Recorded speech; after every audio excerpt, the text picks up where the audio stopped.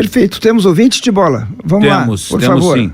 Um abração especial lá para o meu amigo, o Paulo Roberto, em Mato Castelhano, faz a seguinte pergunta: as pessoas mais obesas são mais sujeitas a esta doença? Doenças cardiovasculares? Obrigado pela pergunta.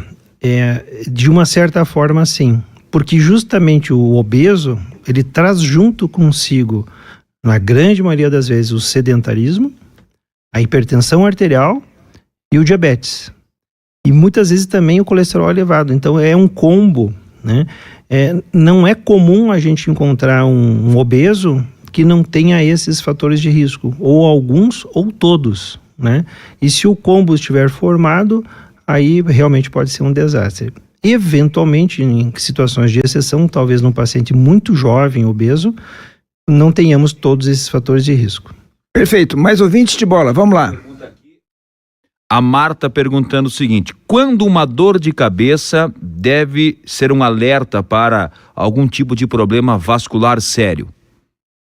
A cefaleia, que é a dor de cabeça, é o primeiro sinal, o primeiro sintoma, na verdade, que pode estar sinalizando para a pessoa estar hipertensa, né, ter a pressão alta.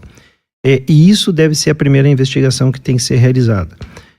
Se esse diagnóstico se confirma, às vezes por medidas seriadas da pressão arterial, principalmente através de um exame chamado monitorização da pressão arterial em 24 horas, que é o MAPA, esse paciente tem que fazer uso de um antihipertensivo.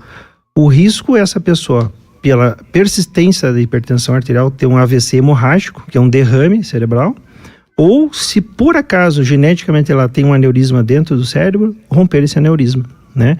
Embora seja um problema vascular, e fica geralmente aos cuidados dos neurologistas. Eu acho que ela complementa. Vamos lá, aqui, de bola. o seguinte, acho que é justamente sobre AVC. Uma dor de cabeça, quando pode ser um AVC, ela é aguda desde o início, ela começa leve, vai aumentando. Como é que é essa dor de cabeça para quem tem um AVC ou vai ter um AVC logo em seguida? O primeiro esclarecimento é de que não necessariamente a pessoa vai ter dor de cabeça. A dor de cabeça a que me refiro, que talvez pudesse evoluir por um AVC hemorrágico, que é esse derrame, é se realmente ela persistir por muito tempo, né, sem um controle adequado. Ou por conta de que essa dor de cabeça esteja sendo causada por um aneurisma intracraniano, né? Então aí cabe ter critérios mais neurológicos para uma investigação mais aprofundada, através de tomografias, de angiotomografias, de ressonâncias. Em geral, assim, pelo relato de alguns pacientes, esses AVCs, os acidentes vasculares cerebrais, costumam vir acompanhado de muita dor, né? Sim, esse tipo que acompanha a hipertensão, né? Sim. Só que às vezes a hipertensão arterial sistêmica, a pressão alta do paciente, pode levar ao AVC. E às vezes um aneurisma intracraniano é que gera a dor e ao romper, aí leva ao derrame cerebral. Para quem está chegando agora, o assunto de hoje é Agosto Azul Vermelho. É uma campanha da Sociedade Brasileira de Cirurgia Vascular e Angiologia, né, que em relação ao mês da conscientização à saúde vascular, que é a saúde de artérias e veias, estamos conversando com o Dr. Adolfo Lara Bricanit, que é cirurgião vascular, professor da Faculdade de Medicina, né? Seguíamos no intervalo aqui conversando. Eu fiquei curioso das placas de ateroma, que certamente não é um problema novo, o diagnóstico que deve ser mais recente e talvez a compreensão das repercussões, né? Mas as placas de ateroma, tanto no desencadeamento do infarto do miocárdio, quanto um acidente vascular cerebral, vamos dizer, tem uma importância, assim, imensa, né? Imensa, sem dúvida, Érico. Eu sempre trago essa explicação também no meio acadêmico, porque a doença é sistêmica.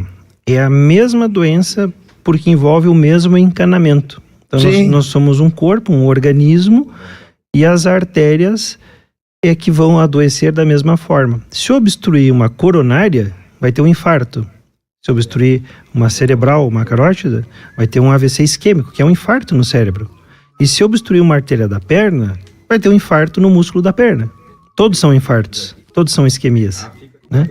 A questão, por que se forma a placa de ateroma? A placa de ateroma, vamos dizer, a gente vê por desenhos, por ilustrações, é um acúmulo de gordura na parede do nosso encanamento. Como é que isso se forma, doutor Adolfo? Pois é, a gente tem que ter uma forma de uma explicação que a pessoa consiga, né, um mínimo de entendimento. Eu sempre comparo com um cano que a gente tem no encanamento da casa, né? Mas não o cano que traz a água limpa, o cano que leva a água suja. Embora nas artérias, o sangue que circula ali é o sangue mais limpo, rico em oxigênio, que vai levar o oxigênio para as células dos tecidos, do cérebro, do coração, dos músculos. Vai havendo um depósito nas paredes da artéria, de células, de cálcio, de gordura, de plaquetas, e vai se formando então esse espessamento. Agora me vem uma figura assim, a gente que é mais antigo, da época dos canos de ferro, não sei se é de cobre, a gente via ferrugem nos canos. Me veio uma figura de comparação, os canos de ferro iam ficando obstruídos por... Não era barro, era ferrugem mesmo. É algo semelhante ao que acontece com o nosso encanamento? É semelhante. O que vai tornando diferente como a doença se manifesta numa pessoa ou noutra é que algumas têm essas placas de ateroma muito calcificadas, muito rígidas, muito duras. Se você faz um raio-x, por exemplo, da perna de uma pessoa que tem esse tipo de artéria, você enxerga como se fosse uma traqueia de passarinho, cheia de calcificações. E é artéria. E em outras, essas placas são mais perigosas porque são placas moles. Moles, tipo assim, como se fossem trombos, molengos, né? Moles. E esses fragmentam mais fácil, embolizam mais fácil e acabam às vezes trazendo um desfecho mais dramático. Por que não se forma placas de ateroma nas veias? Ou se forma em numa quantidade assim relevante, de gravidade pequena? Talvez a explicação mais lógica é de que o sistema arterial funciona sob alta pressão. Então, a pressão que sai do nosso coração esquerdo, eu falo esquerdo porque nós temos dois, então, às vezes, pessoas que não têm muita noção de anatomia têm um coração partido ao meio, parte direita e parte esquerda. E essa parte esquerda, quando ela bombeia em direção à artéria aorta, bombeia com alta pressão. O ventrículo esquerdo ali está fazendo força. E aí, o impacto que isso dá na parede interna das artérias vai lesando, vai machucando. E já nas veias, é aquele sangue que está retornando desse impacto. Daí ele volta assim, uma mínima pressão mais baixa, né? Daí ele já não sofre essa repercussão da pressão arterial elevada. Por isso que a hipertensão arterial é fator de risco para aterosclerose e não para varizes ou trombose venosa.